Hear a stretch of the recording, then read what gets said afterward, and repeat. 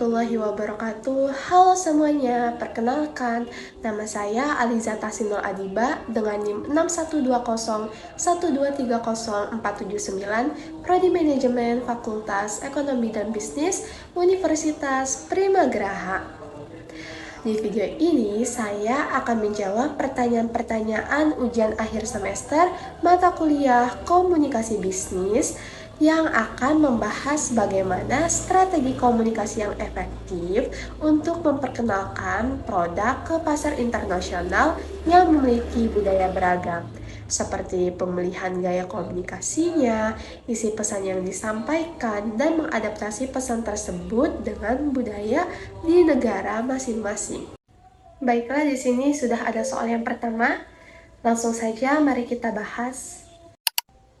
Di era globalisasi yang semakin terhubung, interaksi antar budaya menjadi tak terhindarkan, baik dalam bisnis, pendidikan, maupun pergaulan sehari-hari. Kita berhadapan dengan individu dari berbagai latar budaya yang berbeda. Disinilah strategi komunikasi lintas budaya berperan penting. Strategi komunikasi lintas budaya adalah pendekatan terencana untuk menyampaikan pesan secara efektif kepada audiens yang berbeda. Tujuannya bukan hanya sekedar menyampaikan informasi, tetapi juga membangun pemahaman, menghindari kesalahpahaman, dan menciptakan hubungan yang positif. Lalu, mengapa sih strategi ini dianggap penting? Perlu diketahui teman-teman, perbedaan budaya dapat mempengaruhi cara orang berkomunikasi, menafsirkan pesan, atau merespon informasi. Tanpa strategi yang tepat, komunikasi dapat menjadi bumerang, menimbulkan konflik, atau bahkan menggagalkan tujuan yang diinginkan. Contohnya, di daerah saya, berkomunikasi dengan nada yang keras atau tegas itu dianggap hal yang biasa. Lalu saya mencoba berbicara dengan teman saya yang daerahnya itu kalau berbicara dengan nada yang lembut, dengan nada yang pelan gitu. Mungkin respon dia terhadap saya itu dikira kurang sopan atau marah atau hal lainnya. Sehingga hal tersebut menimbulkan konflik itu. Tentu dalam hal ini kita membutuhkan strategi komunikasi yang efektif, bukan? Sebelum meluncurkan produk baru ke pasar internasional, langkah pertama yang sangat penting adalah memahami dengan baik siapa sih target pasar kita. Setiap negara memiliki budaya, nilai-nilai, kebiasaan, dan bahasa yang berbeda-beda. Kita perlu melakukan riset yang mendalam untuk mengetahui apa yang mereka sukai, apa yang penting bagi mereka, dan bagaimana cara mereka berkomunikasi. Oleh karena itu, kita tidak bisa menggunakan satu pesan yang sama untuk semua pasar. Mari kita bahas lebih dalam. Di sini ada memahami target pasar, seperti apa yang sudah saya katakan tadi.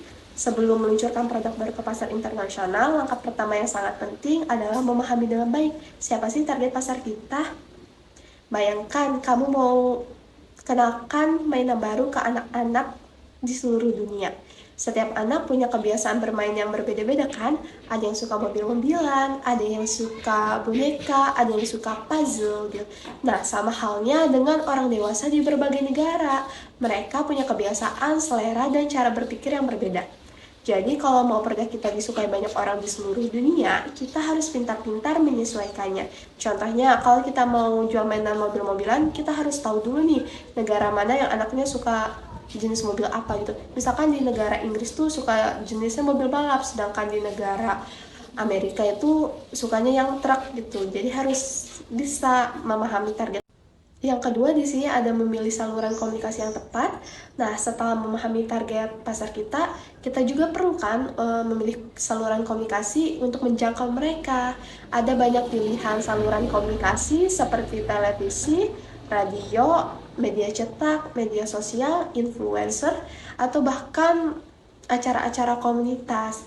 Jika target pasar kita adalah anak-anak muda atau remaja, media sosial mungkin menjadi pilihan yang tepat. Tapi jika target pasar kita adalah orang tua, televisi atau radio mungkin lebih efektif. Yang ketiga ada menyusun pesan yang sesuai. Pesan yang kita sampaikan harus sesuai dengan budaya dan nilai-nilai target pasar. Pesan yang sama mungkin tidak akan efektif di semua negara. Kita perlu menyesuaikan lagi nih pesan kita agar sesuai dengan konteks budaya di masing-masing negaranya. Misalnya, jika produk kita adalah makanan, kita perlu mempertimbangkan apakah makanan tersebut sesuai dengan selera dan kebiasaan makan masyarakat setempat. Yang keempat, ada adaptasi pesan dengan budaya lokal. Di sini selain menyesuaikan pesan, kita juga perlu melakukan adaptasi dengan budaya lokal. Di sini bisa berupa penggunaan bahasa setempat, pemilihan gambar atau simbol yang relevan dengan budaya setempat, atau bahkan mengundang tokoh masyarakat setempat untuk mempromosikan produk kita. Tujuannya adalah agar pesan kita terasa dekat dan familiar bagi target pasar. Yang keenam, ada membangun hubungan yang kuat. Komunikasi yang efektif tidak hanya tentang menyampaikan pesan, tetapi juga tentang membangun hubungan yang kuat dengan target pasar. Kita perlu berinteraksi dengan mereka, mendengarkan masukan mereka, dan merespon pertanyaan atau keluhan mereka dengan cepat dan baik. Dengan membangun hubungan yang kuat, kita bisa mendapatkan kepercayaan dan loyalitas dari konsumen. Ada lagi nih contoh penerapannya, kita ambil contoh di minuman kesehatan. Di negara-negara barat, pesan yang mungkin efektif adalah menekankan manfaat produk untuk kesehatan dan kebugaran. Namun di negara-negara Asia, pesan yang lebih efektif mungkin adalah menekankan tradisi dan bahan-bahan alami yang digunakan dalam produk tersebut. Selain itu juga kita perlu mempertimbangkan apakah produk tersebut halal atau tidak, karena ini adalah faktor penting bagi konsumen muslim di beberapa negara. Baik teman-teman, selanjutnya ada soal yang kedua. Di sini tuh seorang manajer baru mengalami kesulitan dalam berkomunikasi dengan timnya yang berasal dari berbagai latar belakang budaya. Nah, poin A itu apa saja sih hambatan komunikasi lintas budaya yang mungkin terjadi dalam situasi ini? Yang kedua itu, bagaimana manajer tersebut dapat meningkatkan efektivitas komunikasi dengan timnya? Yang terakhir, saran. Apa saja sih saran yang akan diberikan manajer untuk membangun hubungan yang lebih baik dengan anggota timnya? Tentu dari semua itu ada hambatannya. Di sini hambatan komunikasi lintas budaya yang mungkin terjadi. Yang pertama karena perbedaan bahasa. Anggota tim mungkin memiliki bahasa yang berbeda-beda sehingga sulit memahami satu sama lain.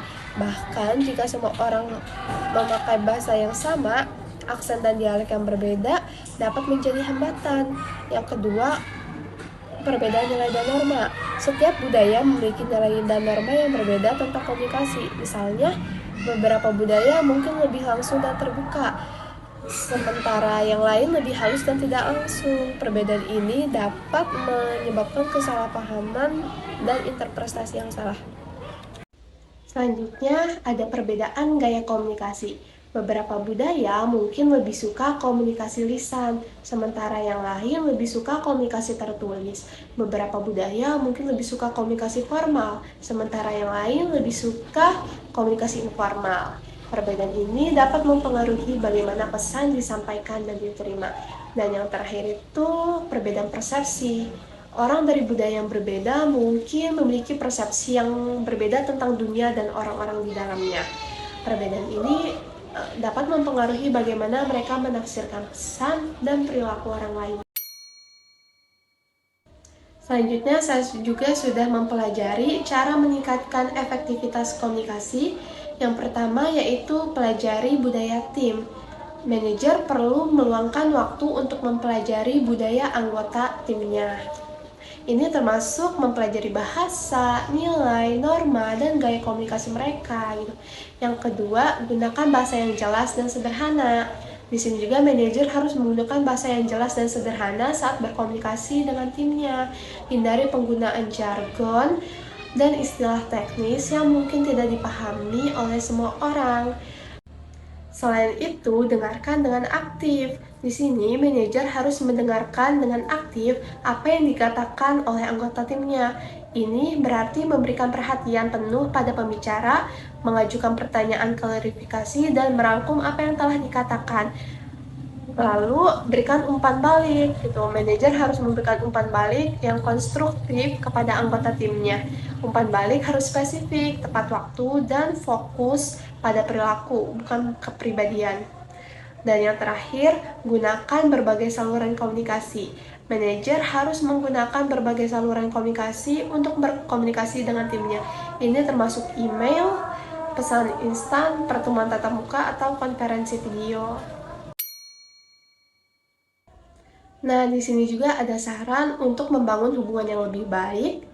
Yang pertama itu harus membangun kepercayaan tentunya, karena kepercayaan adalah dasar dari setiap hubungan yang baik. Manajer dapat membangun kepercayaan dengan menjadi jujur, transparan, terbuka, dan dapat diandalkan. Baik teman-teman, pembahasan kali ini sudah selesai.